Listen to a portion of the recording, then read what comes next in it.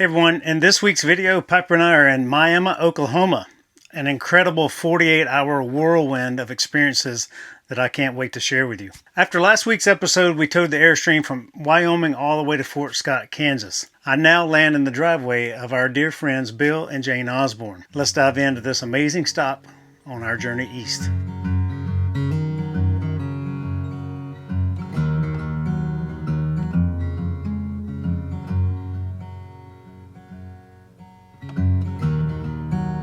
First things first, I got the rig all settled into the driveway. Piper made herself right at home. And after some warm hellos, we made a quick stop to see our friend Clark McQuig. Clark's in the middle of restoring a stunning 1970s International Airstream, a full shell-off restoration. Progress has been incredible, and I cannot wait to go back to see this completed beauty. I've been so impressed with this top-notch restoration of this family heirloom. He walked me through the process of stripping it down to the frame and in particular this rebuild. It's really cool to see this kind of dedication to these iconic silver bullets. From there, Bill whisked me off to downtown Miami to explore. This is a charming Route 66 town and is packed full of history. The crown jewel, the world-famous Coleman Theater. And let me tell you, this place is a must-see. I was lucky enough to get a tour from Danny Dillon. He is the theater's director, and he's got a passion for this place that is absolutely contagious. Let's join Danny for a walkthrough and hear all about this incredible venue. Hey everybody, I am in Miami, Oklahoma. It's in the northeast corner of Oklahoma. It's a cool little town. It's right on Route 66, and I've had the good fortune to come in here on a day off and tour the Coleman Theater. Started in 1929, and this place is beautiful. It's been almost fully restored back to original, but this is the guy who's in charge of that. So if you please introduce yourself and tell us why and how, anything you want the world to know and why they should come check it out. All right. I'm Danny Dillon. I'm the managing director of the Coleman.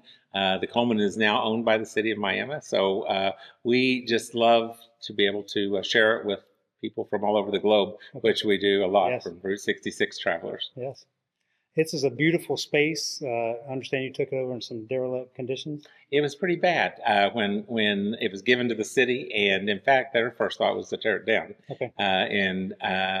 But it meant so much to the people of the town. It was such an institution to this little town, and the people just wouldn't see to that happening. So they kind of protested and got them to give them a chance to try to restore it. Okay. So this great whole restoration job was done by volunteers and people just donating their time and their money and whatever talents they had. Do you have a Patreon anywhere people could donate to this type of thing, or is that something you're still collecting money for? We absolutely. Like you said, we're not fully restored, and things that we have restored are now needing some work again. Okay. You know, so we absolutely do. So our website has an opportunity for donations at thecolemantheater.org. Okay. And we started out the funny part, I think.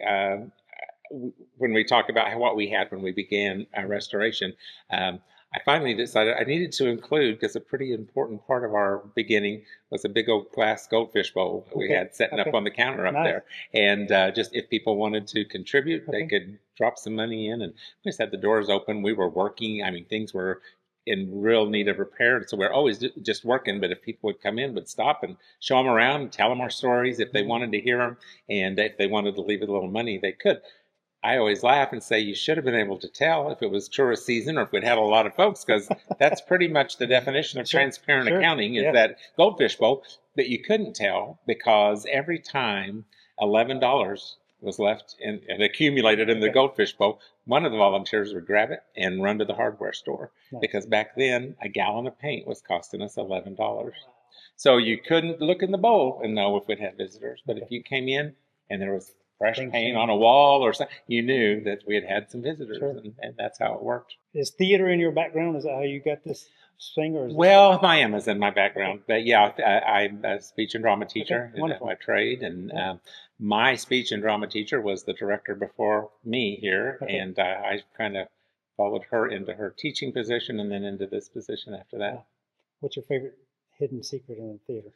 Oh, my word. If I tell you that, it would not be a hidden secret. Oh, great. And I would no longer, well, let's see. I don't know. There are so many different ways to look at that.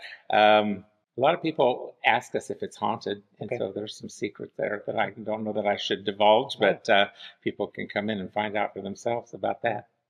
He told me just a minute ago that this backdrop here has been here since the original building was built in 1929. So, Yeah, and we didn't always know it was here. Okay. It was during the restoration that we were putting in new ropes. We have 29 battens over there, and it had been so damp, so wet in the building. We knew that wet ropes were not the thing to hold up a batten. So we're just changing all the ropes on the battens and pulling them all down. And we pulled that one down. Well, we were working with black and white photographs of opening night, so we recognized that backdrop right off the bat. And you should have seen people's faces when that came down. That was amazing. The organ over here, is that?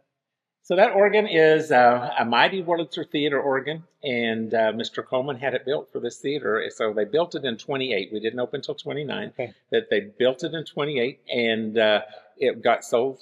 It was gone. And when we're doing this restoration, there were certain people who especially wanted to see that organ come back. And so they finally got the name of a man in Tulsa, or from some people in Tulsa. They gave him the name of a man in Texas who knew a lot about these organs, and they called him to see if he might know where our organ was. And when they called, they said there was kind of a pause on the other end when they said, "Do you know about our organ, where it might be?" And he finally answered and said, "Well, I'm looking at it." Wow. And he had purchased our organ and had it in Burleson, Texas, in storage down there. And when he found out volunteers were working on this, he didn't want to talk to us any longer and just kind of hung up. Willie and Jane Osborne would not leave the poor man alone. And they, in fact, went down to Texas and talked with he and his wife and brought them back to Miami.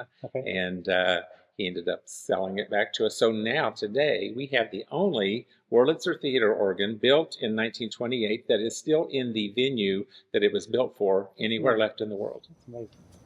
How many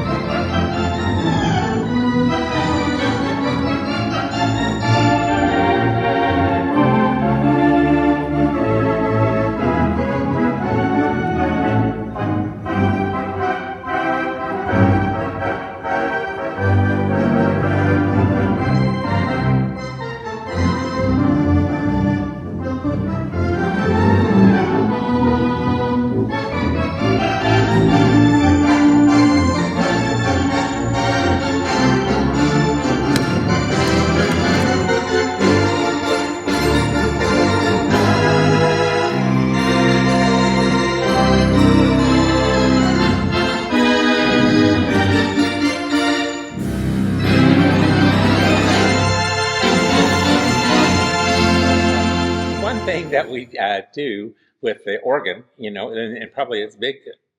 To me, it's the thing that is so unique about it is about 2 or 3 times a year we'll bring in a world famous musician, and he travels the globe playing silent movies. And so we will do we'll offer a weekend of silent movie production, and to get out to sit in this older theater and think back that what I'm seeing is what it was built for. Yes. And this guy's playing the original score, and he is just unbelievable on the organ. And it is an experience that you don't find a lot of other places. That'd be very neat to see. How many seats are here? Well, there were 1,600 when it opened. Okay. And with one bathroom. And one ladies' room and one men's room upstairs. But when we refurbished, we had to get all new seats. Found the same seating company was still in business, and we didn't even expect that. They had our original order, and so we told them that we had a situation as far as the seats. We wanted them to look the same, but fast food had come to town since 1929, and we needed these seats to fit us. Yeah, sure. So they made them 2 inches wider. Okay. And so that took us down from where we had originally had 900 seats on the floor. We now have 640. Okay.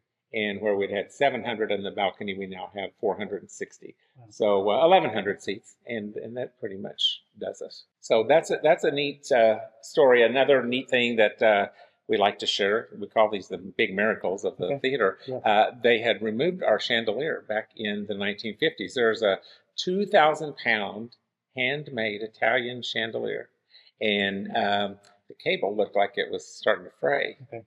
Well, they were changing the looks. A company had come in and they were helping to manage the theater, and they were trying to update, and that elaborate chandelier just wasn't what they were after. And so instead of changing the cable, they just took out the chandelier, and nobody knew what they had done with it. So we were here for years. None of us, my age, had ever even seen anything but photographs of that. And so we've been working for a few years on the restoration, and the Coleman estate finally sold. And then a couple of years later, the lady called us out there and said, out in the stable underneath dirt and hay, there's a big rusty piece of metal. Wow. And she said, it looks like a furnishing, but it's too big for the house. Okay. It's at the theaters. And we said, let us take a look. And well, it was the framework of that chandelier. Wow. So it had been gone all that time. We got it back. We had found part of our job here was hauling out trash that they had left. Sure. That was 6 tons of trash that we had thrown away. But we found so many great things in it, including the candelabras for the chandelier. Wow.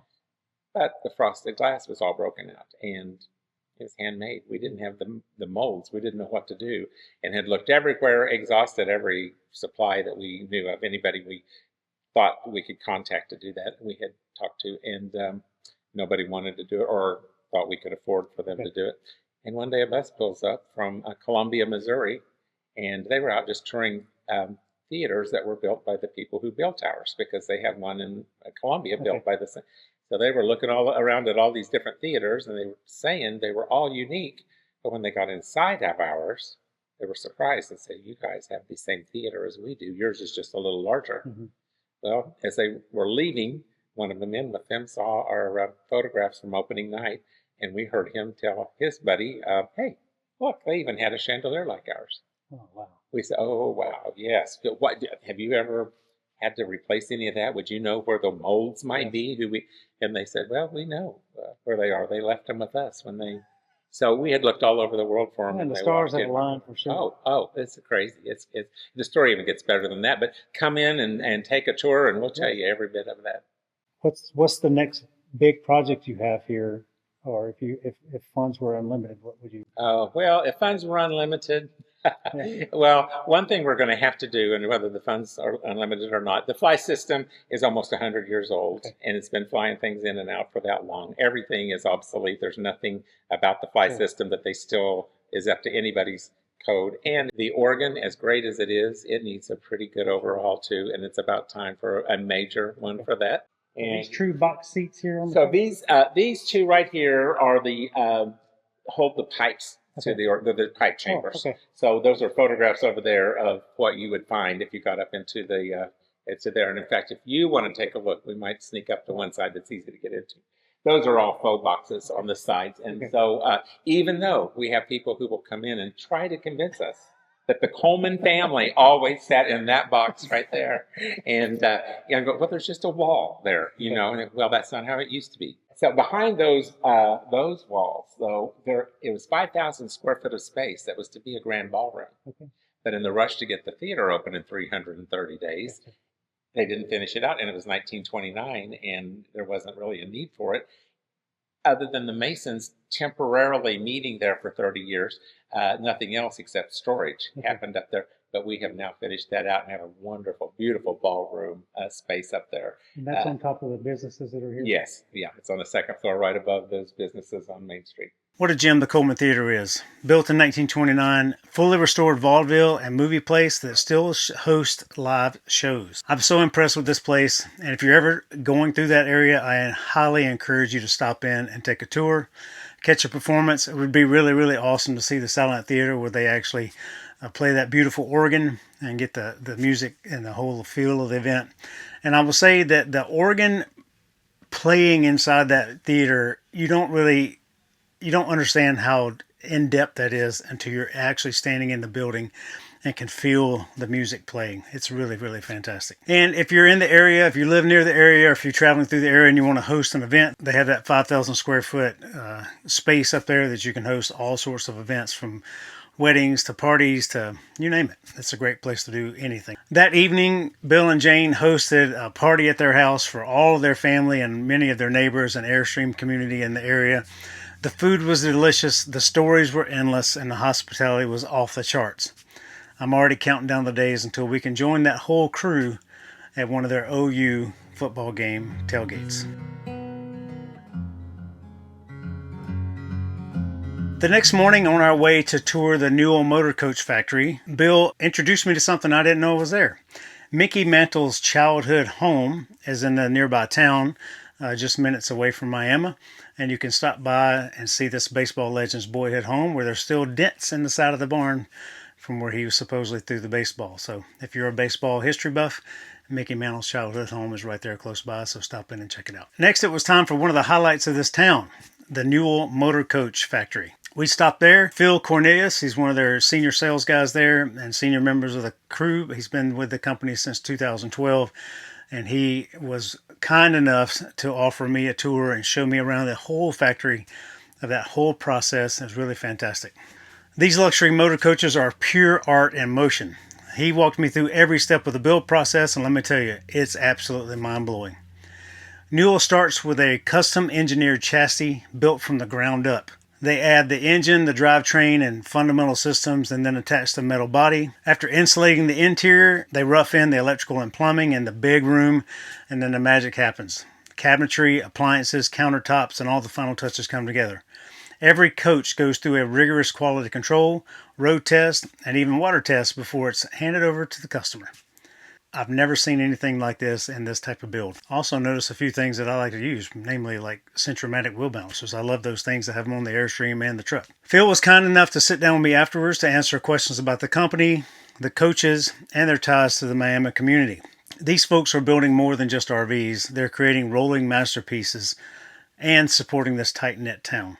Hey everybody, I made this a completely separate video in sake of time because I wanted to show you the beauty of the manufacturing of these coaches. And I wanted to get the whole interview in with Phil. So if you'd like to see the rest of that, please check out the link down below for the entire Newell Motorcoach factory tour and interview. Before I left Miami, I sat down with Bill to talk to him about his role as the town pharmacist and his work with ProRx, a group of locally owned pharmacies across Oklahoma, Kansas, Missouri, and Arkansas. These pharmacist-owned stores are about personalized care. Think custom compounding, home health supplies, insurance filing, and even free delivery. It's inspiring to see Bill and these others keeping small-town pharmacies thriving, serving their communities with their heart.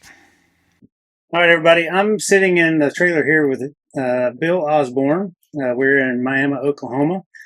We met via the Airstream community online some year ago. I don't know how long it's been. Year and a half, yeah. And I've been trying to make my way through here for so long, but I finally had an opportunity to stop in. I just want to say to the world, like, I am so thankful for his friendship and his opening his home. I'm parked in his driveway right now. We had a great dinner with the whole family last night. Toured the town, got to go see the Coleman Theater, the drugstore, and today we toured Newell Motorcoach, and it's been really, really fantastic. And I asked Bill to sit down, and I just want to ask some questions. He runs a pharmacy here. It's a small town pharmacy, and he's partnered with many small town pharmacies across the region. And I find small business and small business ownership and that kind of stuff extremely important. And I think it's something that is dying in our country in a lot of ways. Unfortunately, I mean, it's the convenience of other big brands are great, but it really kills a small town in some ways. So I wanted him to just talk about it for a minute and see how our community can help perpetuate these small town drugstores and what they have going on. And if you're ever coming to this town, I encourage the Airstream clubs around here to try to get an Airstream rally here in the town and see the theater and see the little things that are around here. That's right on Route 66, so it's a great little stop in if you happen to be driving through the area. But Bill, thank you very much for your hospitality, opening your doors to us, and I really appreciate everything you've done for us here. It's just wonderful to have you here, Brad. My family, it's like I said, an Airstream rock star is going to be spending the night in my driveway. So we're just honored that you stopped. Yeah, I appreciate it. And I think I've worn you out taking you around Miami for a few days, 24 hours. But we just are blessed that you're here and got to see small town America. Yeah, so. It's wonderful, wonderful stuff. How long have you been in the drugstore business? Well, our pharmacy's 54 years old. Okay. I started by my father, and so I've been a pharmacist for 40 years now. Yeah, wow. And then my son just joined our pharmacy a year ago, so he graduated. So third generation. So that's fantastic. We're trying to keep it going. So. Yeah. How many partnerships do you have across in other towns? Like I saw the photos in your office yesterday of various stores around it. Yeah, we have our organization is 20. We have 20 different corporations where we have pharmacist partners. So I always say, if Brad, if you and I work together for 3 or 4 years and still like each other, we go buy a store together. That's great. And it's not a fast way to grow, but when you've been around 54 years, it really makes things happen.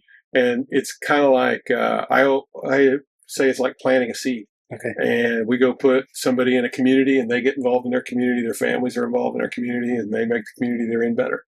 And that's truly our business model and how it works. So. Are you looking for investors? You're looking for other small town businesses, pharmacies to join the program, or you just grow organically? Or what's your plan for 5 years, 10 years? Kind of plan from that. We're always looking for opportunities, and we like to take pharmacists that want to be entrepreneurs. It takes an entrepreneurial spirit to run your own business. Sure. Everybody thinks you control everything, but really it controls you, and you have to learn how to manage those things. But there's no doubt that the entrepreneurial type pharmacist can make a really difference in the community that they live in for the patients they serve. Sure.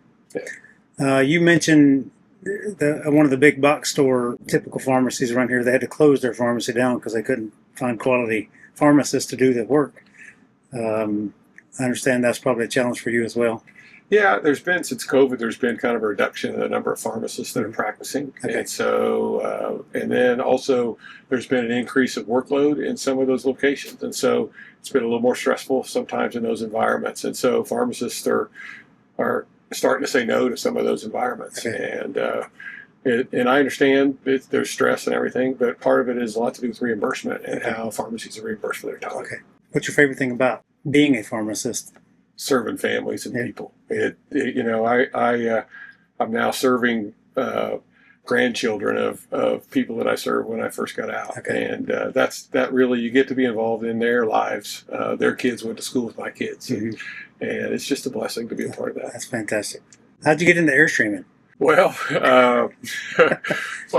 funny stories. My wife and I had this next chapter of life conversation. Our 2 boys were in college or graduated. She says, we're sitting around one night. She says, Bill, what's one thing in your life you always wanted to buy you never thought you'd ever buy? And I said, well, an Airstream trailer.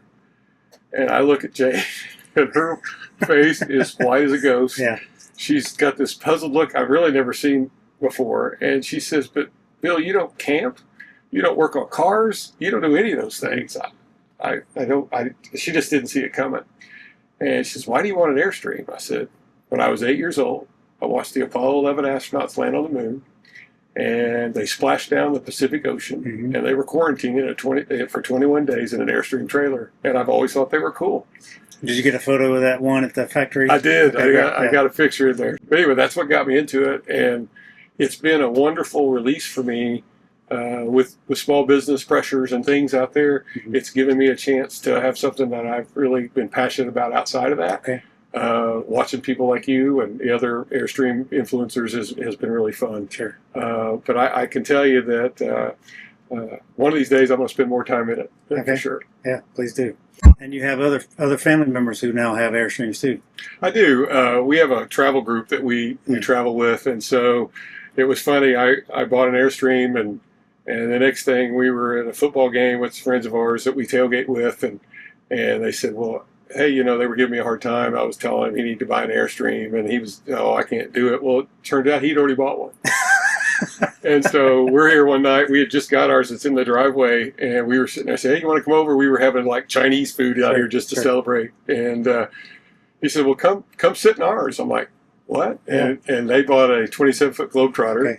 And then our friends of the folks, they bought a 30-foot Globetrotter, and they got them in Minnesota and went up and drove them home. And then we have friends that have a Dutch Star, and we all now tailgate, and we actually camp at OU football games. And That's so great. And so it is not the the lush grass green that my wife's looking for a campsite Sure. with the asphalt, but we get to go to some pretty good football games. That's great. So I've already warned him that Blair and I are going to crash the party there sometime. we're ready. We're ready. I'm excited. So, yeah.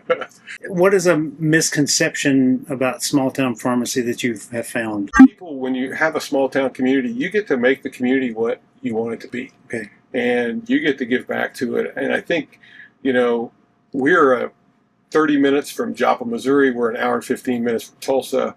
We're big Oklahoma City Thunder fans. Sure. And now that's a 2.5 hour, 3 hour drive, but it's worth it to go watch them win the NBA title. Yeah. So I think you can get to those things. We have a lot of lakes and things that we can go to. And I think that sometimes people don't realize. I had a pharmacist that's a partner now, and he lives in our town. And I asked him, I said, well, I was worried about coming to a town like Miami. It was a small town. And I go, but you've been here a year. What do you think? He goes, oh, I love it here. It's a great place. It is great.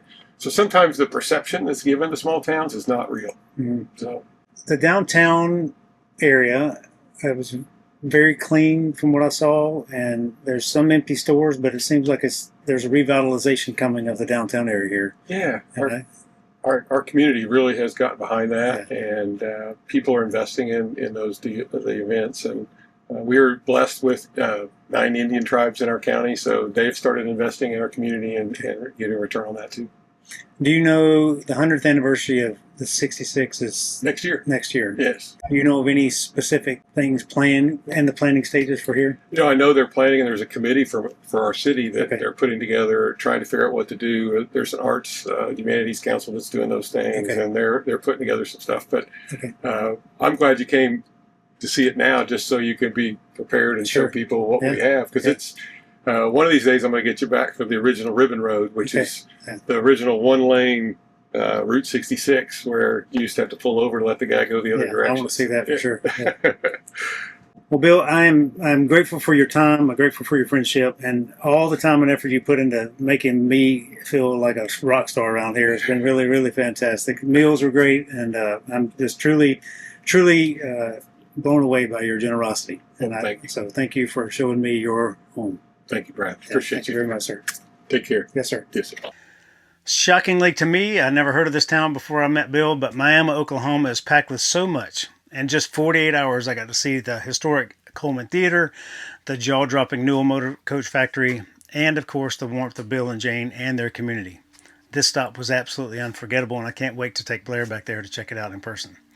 A huge thank you to every single person I met out there. And if you happen to be traveling down Route 66, please make Miami a stop on your journey and tell them I sent you. Next up, we're headed to Bentonville, Arkansas, and do some bike riding, reuniting with some old friends, and checking out the new Walmart place. Stay tuned, everybody.